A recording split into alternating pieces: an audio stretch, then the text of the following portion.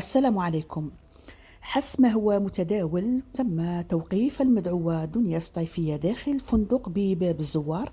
الخبر انتشر على أوسع نطاق عبر مواقع التواصل الاجتماعي، وقيل أن دنيا الصيفية نشرت ستوري يحتوي على مقطع مخل للحياء، والغرض منه تخريب بيت الزوج لليوتيوبرز رزان والتفريق بينها وبين زوجها.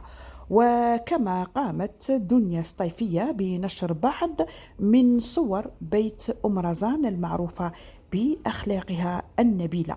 السبب الذي دفع اليوتيوبرز رزان بحذف جميع فيديوهاتها من على منصة اليوتيوب، ولكن الخبر المؤكد أن الشرطة قامت بتوقيف المدعوة دنيا الصيفية.